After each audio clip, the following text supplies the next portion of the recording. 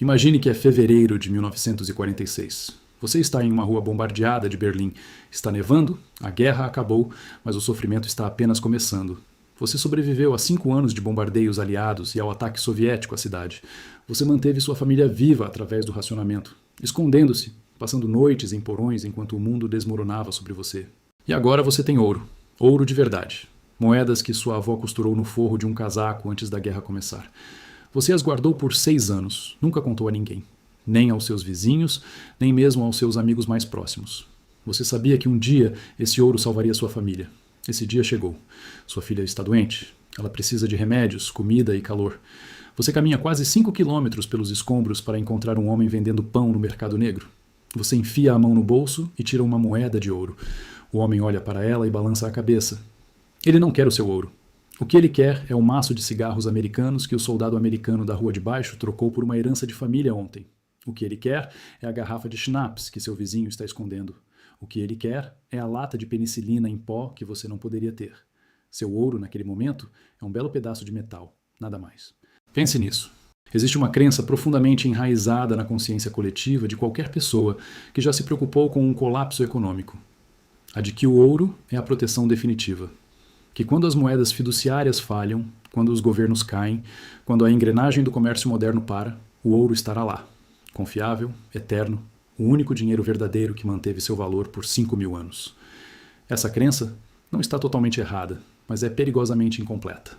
Porque em todos os colapsos monetários da história documentada, em todos os colapsos sociais, em todos os períodos em que a atividade econômica normal cessou e os humanos retornaram à troca direta, o ouro foi consistentemente superado em poder de compra imediato por um punhado de itens mundanos e práticos, itens que você podia consumir, itens que atendiam às necessidades imediatas e inegociáveis da sobrevivência humana.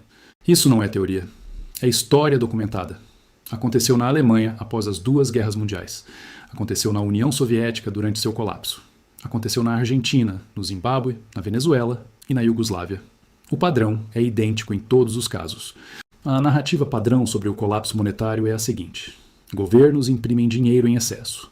A inflação sobe, a moeda fiduciária perde valor, as pessoas recorrem a ativos tangíveis, ouro, prata, metais preciosos, que se tornam um novo meio de troca. Aqueles que detêm ouro sobrevivem, aqueles que não detêm sofrem. Essa narrativa captura aproximadamente metade do que realmente acontece. A metade que ela omite é a mais importante. Quando uma moeda entra em colapso, algo acontece antes que as pessoas voltem a usar o ouro como meio de troca. Elas simplesmente param de trocar. A economia não se reorganiza imediatamente em torno de uma nova forma de dinheiro. Ela se fragmenta, ela se localiza, ela se torna uma série de transações desesperadas e imediatas entre indivíduos que possuem bens e indivíduos que precisam de bens. E nessas transações, a moeda não é determinada por precedentes históricos ou propriedades metalúrgicas. Ela é determinada por uma única variável, a urgência da necessidade. Uma mãe com um filho faminto não precisa de ouro, ela precisa de calorias. Hoje, agora. Um homem com uma ferida infectada não precisa de prata. Ele precisa de antibióticos antes que a infecção chegue à corrente sanguínea. Uma família congelando em um apartamento sem aquecimento não precisa de metais preciosos. Ela precisa de combustível. O ouro não pode atender a nenhuma dessas necessidades diretamente. O ouro precisa de um mercado funcional para se converter em bens. Precisa de estabilidade. Nas primeiras semanas e meses de um colapso monetário não há estabilidade. Há apenas sobrevivência. Em 1943, Abraham Maslow publicou um artigo que se tornaria uma das estruturas mais influentes da psicologia. Sua hierarquia das necessidades colocava a sobrevivência fisiológica na base: comida, água, abrigo e descanso. O que Maslow descreveu para os indivíduos aplica-se igualmente às economias. Quando uma economia entra em colapso, o foco coletivo de todos os participantes se concentra na base dessa pirâmide. Tudo o que se relaciona diretamente à sobrevivência torna-se moeda corrente. Tudo o que não se relaciona, independentemente de seu valor histórico, torna-se secundário. O ouro está próximo ao topo da pirâmide de Maslow, uma ferramenta para a preservação da riqueza a longo prazo. Mas não se pode comer ouro. Não se pode queimar ouro para se aquecer. Não se pode injetar ouro para combater uma infecção. Imediatamente após um colapso, o ouro é uma promessa escrita em uma língua que ninguém está falando no momento. O primeiro item: produtos de tabaco e nicotina. Após a Segunda Guerra Mundial, a Alemanha ocupada operava com base no que os economistas mais tarde chamariam de padrão do cigarro. Os cigarros americanos, distribuídos aos soldados americanos como parte de suas rações, tornaram-se a moeda de facto da economia alemã. Em 1947, o Departamento de Pesquisa Econômica do governo de ocupação americano documentou que um único cigarro americano podia comprar bens que custariam 12 Reichsmarks a preços oficiais. Um maço de cigarros podia comprar um terno masculino. 2 maços podiam comprar uma câmera fotográfica. O ouro, por outro lado, era negociado com desconto. Um levantamento de 1947 sobre os preços do mercado negro em Frankfurt constatou que as moedas de ouro eram negociadas a cerca de 60% do seu poder de compra pré-guerra, enquanto os cigarros eram negociados a múltiplos do seu custo de produção. Por quê? Porque os cigarros atendiam a 2 necessidades imediatas. Primeiro, eram consumíveis. O vício em nicotina era generalizado e a abstinência era dolorosa. Cigarros não eram um luxo. Para milhões de pessoas, eram uma necessidade fisiológica. Segundo, eram divisíveis. Era possível fazer pequenas transações, abrir um maço, trocar um único cigarro por um pequeno favor. O ouro era muito volumoso. Uma moeda de ouro era valiosa demais para comprar pão, e não havia como dar troco. Isso não foi uma anomalia alemã. Em todos os sistemas prisionais do mundo, os cigarros servem como moeda. No colapso econômico da Venezuela, que se acelerou em 2016, os preços no mercado negro de um único maço chegaram ao equivalente a várias semanas de salário. O mesmo padrão surgiu na Iugoslávia durante a década de 1990, na Argentina durante a crise de 2001 e no Zimbábue durante a hiperinflação de 2008. O segundo item, álcool e bebidas destiladas. Se o tabaco combate o vício em nicotina, o álcool combate algo ainda mais fundamental, a dor. Em todo colapso social, o atendimento médico torna-se inacessível. Lesões ficam sem tratamento. Problemas dentários se tornam agonizantes. O álcool é o analgésico mais antigo da história da humanidade. Mas essa é apenas sua primeira função.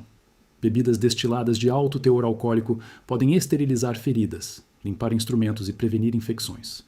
Na ausência de recursos médicos modernos, o álcool torna-se uma necessidade médica. Ele também reduz a ansiedade e facilita o sono. No caos psicológico de um colapso, essa função torna-se crucial. O registro histórico é inequívoco.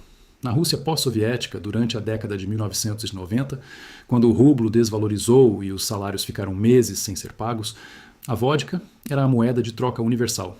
As fábricas pagavam os trabalhadores com vodka. Os agricultores trocavam suas colheitas por vodka. Na Bósnia, durante o cerco de Sarajevo, que durou de 1992 a 1996, as pessoas que haviam estocado conhaque ou raquia caseira podiam trocá-los por comida, munição e salvo-conduto. As bebidas destiladas têm outra vantagem crucial: não expiram.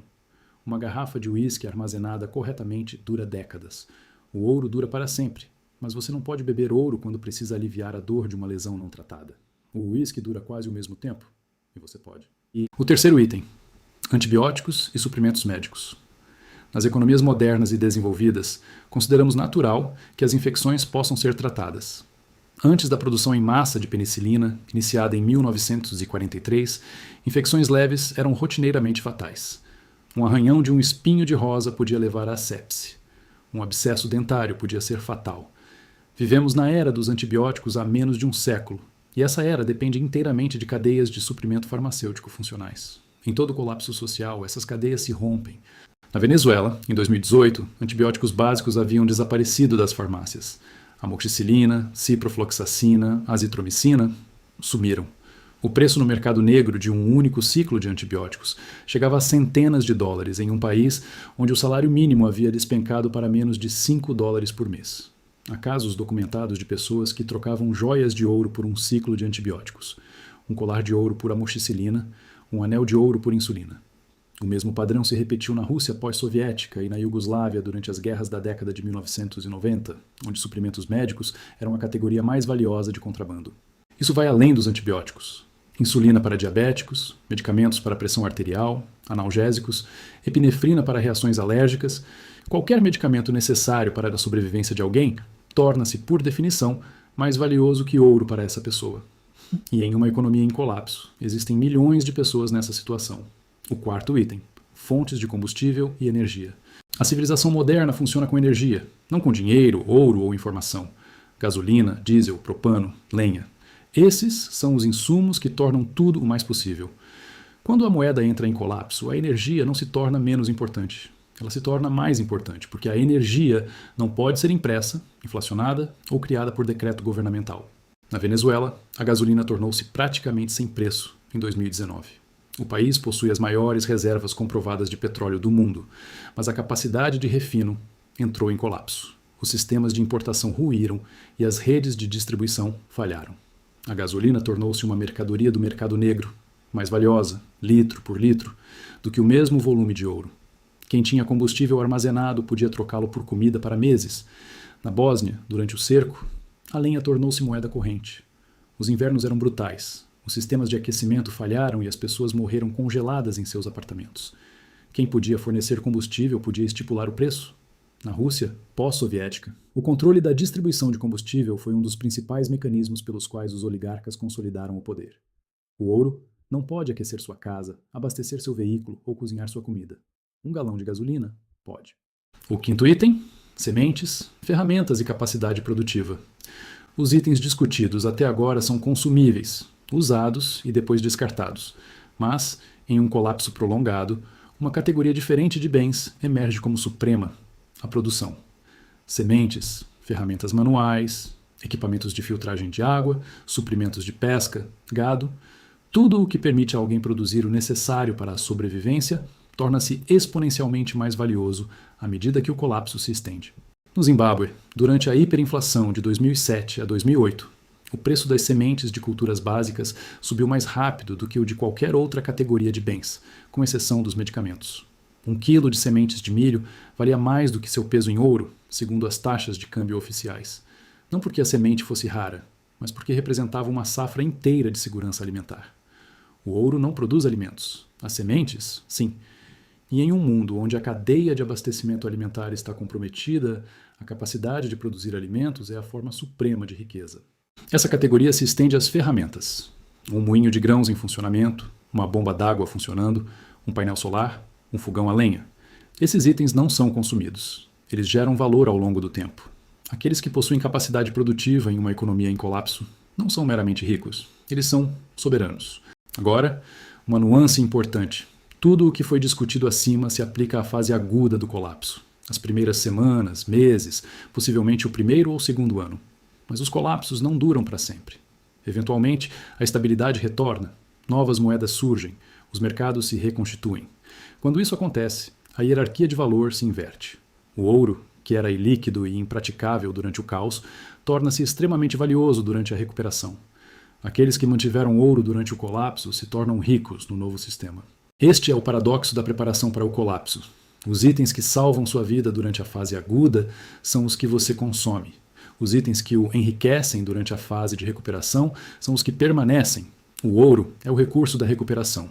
Os consumíveis são o recurso da sobrevivência. Ambos são necessários, mas servem a propósitos diferentes em momentos diferentes. O erro que a maioria das pessoas comete é se preparar apenas para uma fase.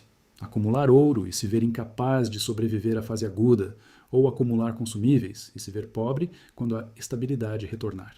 Aqueles que sobreviveram melhor possuíam ambos e sabiam qual usar em cada situação. Há uma cruel ironia no cerne dessa história.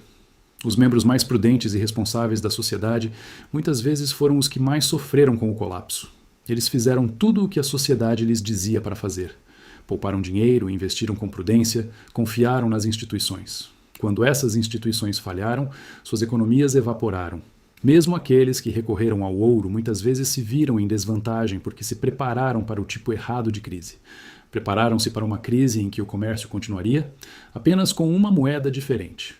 O que encontraram foi uma crise em que a própria troca se tornou difícil, em que o desafio não era encontrar uma moeda universalmente aceita, mas encontrar alguém disposto a negociar. As pessoas que tinham acesso a tabaco, álcool, medicamentos e combustível estavam resolvendo problemas que as pessoas realmente enfrentavam. O ouro, nesse contexto, era a solução para um problema que ninguém estava enfrentando no momento. O sistema financeiro global atual apresenta níveis de endividamento sem precedentes históricos. A dívida federal dos Estados Unidos ultrapassa 34 trilhões de dólares.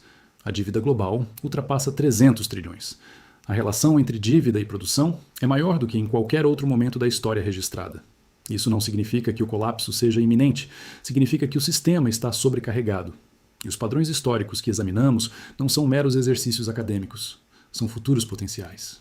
Aqueles que compreendem esses padrões estão em melhor posição do que aqueles que não os compreendem. Não se trata de medo. Trata-se de análise forense. As pessoas na Alemanha de Weimar, na Berlim do pós-guerra, na Rússia soviética, na Iugoslávia e na Venezuela. A maioria não previu o colapso. Ou algumas previram, mas se prepararam de forma incorreta.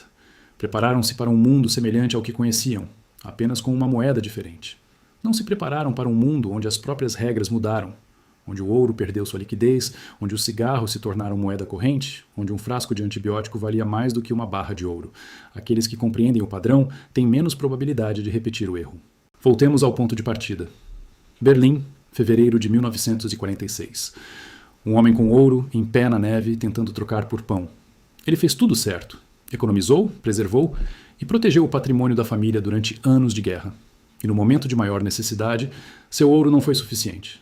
Não porque o ouro não tenha valor, o ouro tem valor, mas porque o valor é contextual. O valor de algo depende de onde você está, quando você está e do que está acontecendo ao seu redor. Na fase aguda do colapso, quando as necessidades de sobrevivência dominam todas as transações, quando não há mercados nem preços estabelecidos, os itens que afetam diretamente a sobrevivência humana tornam-se a verdadeira moeda. Tabaco, álcool, medicamentos, combustível, capacidade produtiva. Esses itens não são glamourosos, não são belos, não são símbolos de riqueza e poder, mas são, em situações extremas, as coisas que mantêm os seres humanos vivos, e numa situação em que a alternativa é a morte. Manter os seres humanos vivos é a única forma de valor que importa. A questão não é se isso poderia acontecer. A história prova que já aconteceu repetidamente, em diferentes culturas, séculos e em todos os tipos de sociedade. A questão é se, caso essas condições surgissem novamente, você entenderia o padrão a tempo de reagir. A maioria das pessoas só percebe esses padrões quando já é tarde demais. É por isso que esta análise existe. Não para prever o futuro, mas para dissecar o passado. Para que, quando a história se repetir, como sempre acontece, você reconheça o ritmo. Nada neste texto constitui aconselhamento financeiro, aconselhamento de investimento ou recomendação para comprar, vender ou armazenar qualquer ativo específico. Os padrões descritos são baseados em eventos históricos documentados e não devem ser interpretados como previsões sobre eventos futuros.